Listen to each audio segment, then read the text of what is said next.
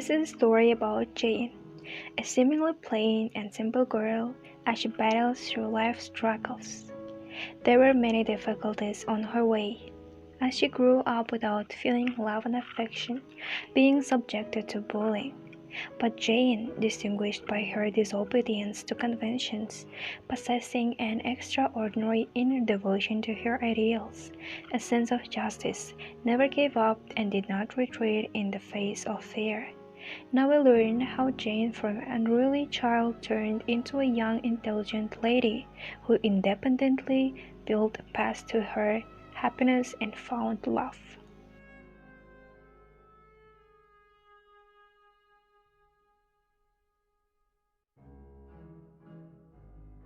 If you crawl and say, "Forgive me this day," I might consider it. Until I have heard from Bessie and seen with my own eyes that you are learning to be more sociable, more like a child, Jane, then you will have known all the nice things that contented, happy little children are allowed to have. Mama says that you have no money because your father left you with nothing. You wretched ingrate. You should be out in the streets, not living with a gentleman's children like us, eating and wearing the clothes that Mama has paid for. Wicked and cruel. You are a slaver, a murderer. I hate you, John Reed. I hate you. What did you say? Did you hear, Eliza, Georgie? Wait till Mama hears about this.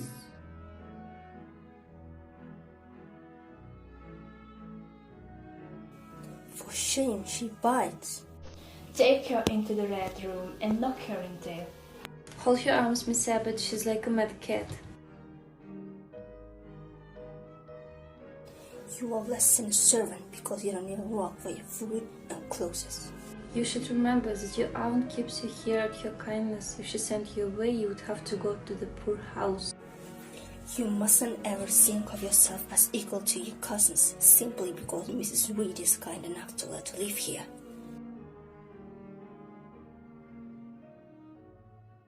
Do you know, Jane Eyre? Where do we go after this? They go to hell. And what is hell? A pit full of fire. What must you do to avoid it? I must keep in good health and not die. What's her parentage? She is an orphan. Her mother was my husband's sister. On his deathbed, he exhorted me to care for her. I have always treated her as one of my own. If you accept her at law at school, Mr. Brocklehurst, keep a strict eye on her. She has a herd of spies, and I'm sorry to tell you that her worst fault is that of deceit.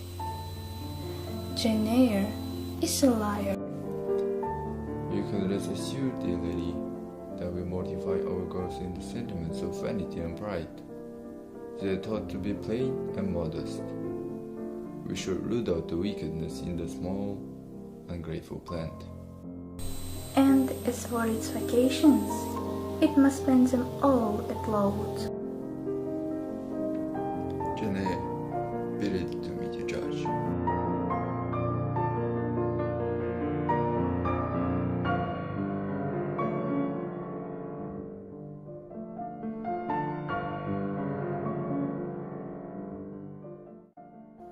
This child is very young to be sent on such a long journey on her own. She had better go to bed soon. She looks tired. Are you tired? A little, ma'am. And hungry too, no doubt. I am Miss Temple. Hope you will be good girl, Jane. The new girl I see, a careless girl. Fed that stool and put the child on it. Children, it is my sad duty to warn you against this child. It will surprise you to learn that she is already a servant of the Evil One. You must all be on your guard against her, because, dear children, this girl is a liar. Well, Jane, what do you have to say in your defense against Mr. Brocklehurst's accusations? Tell me what you remember, but add nothing and don't exaggerate. I grew up with an aunt, nephew, and nieces who were never fair to me. Once they locked me in a room for a night after I expressed dissatisfaction with the behavior of my nephew, who threw a book at me and called me red. I'm worthy to grow up with him. I fainted that night because I was scared. Mr. Lloyd came the next morning to check on my health. I know something of Mr. Lloyd. I will write to him. If his reply agrees with what you have said, then everyone will be told you are innocent. As for me, I already believe you, Jane. How are you today, Helen? Have you coughed much? How is the pain in your chest? It's a little better.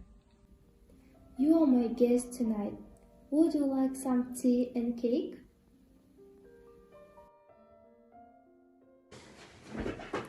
What are you reading? It's about an Abyssinian prince in search of happiness. Does he find it? Don't know yet. How do you bear being struck? Miss Catchett hits me to improve me. If she hit me, I'd get that birch and break it under her nose. You can't beat cruelty with anger, nor violence with hate. And what of those who are cruel or unjust like Mr. Brocklehurst? We must endeavor to forgive them. He told the whole world I'm a liar, and I'm not. The whole world? But 80 girls. I hate to be so solitary and despised. If others don't love me, I would rather die than live. But you are loved. There is an invisible world all around you. A kingdom of spirits commissioned to guard you, Jane. They see your pain, they see your innocence. Time passed and winter turned to spring. Life became a little better for Jane. But then, during May, something terrible happened. Sudden starvation and neglect had left the girls weak, and when typhus arrived at the school, 45 of the 80 girls lay sick and dying. Later in the summer, after a large number of the girls had died, a doctor arrived. Jane's friend, Helen Burns, was among those infected. She died of tuberculosis. After what happened at the age of 18, Jane, having worked as a teacher for some time at school, decided to become a governess for a child from a wealthy family. She submitted an advertisement and received a response a week later. How do you do, my dear? Are you Mrs. Fairfax?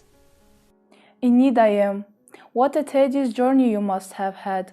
John is quite the slowest driver in the country. Your poor hand must be numb. My goodness, how young you are. I'm 18. I have been teaching at Lowood for 2 years. Of course you have. I was most impressed with your references. I'm sure we are very lucky to have you. I'm so glad you are come. To be sure, this is a grand old house, but I must confess that in winter one can feel a little dreary and alone. Am I to have the pleasure of meeting Miss Fairfax tonight? Who? Miss Fairfax, my pupil. You mean Miss Warrens, Mr. Rochester Ward. She is to be your pupil. Who is Mr. Rochester? Why, the owner of Thornfield. I thought Thornfield Hall belonged to you. Oh, bless you, child. What an idea. To me, I am only the housekeeper. Did you hear that loud laugh? Who is it? One of the servants, I expect. Perhaps Grace Poole. She often sits up here sewing. Grace? I'm sorry. Too much noise. Remember the rules? Now come and meet Miss Warrens. Did I mention she was French? Sophie a pleuré parce que personne ne comprend. Personne ne peut nous parler à l'exception de Rochester et la partie. Would you ask her about her parents? Mr. Rochester neglected to tell me anything about her. Où habitez-vous, Adèle, avant de venir à Thornfield? Avec maman, laissez-le maintenant aller vers la Sommière. Your mother has passed away. Maman m'apprenait à danser à des verres. Your mother used to teach you to dance and say verses. How very French.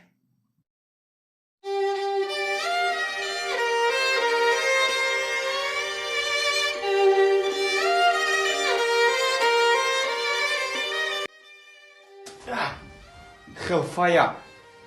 Stand back! I injured, sir. Maybe some help.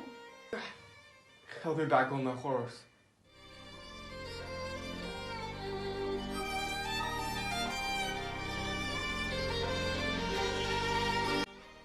Mr. Rochester is here. Go and change your frock. He wishes to meet you. Voici mademoiselle, monsieur. Let her sit. Thank you, Mr. Rochester. I was brought up by my aunt, Mrs. Reed of Gateshead, in house finer than this. I then attended Loudville School, where I received as good education as I could hope for.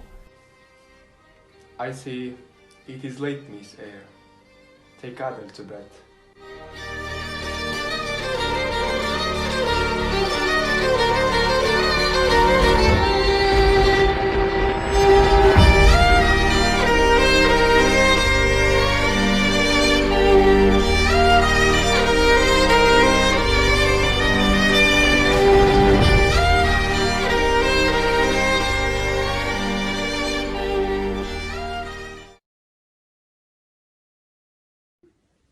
Good morning, miss.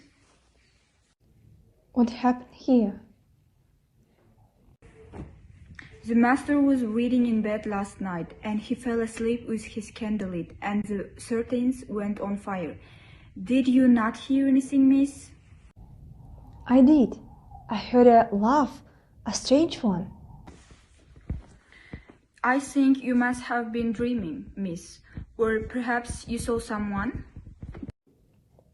I was not dreaming, and no, I did not look out into the corridor.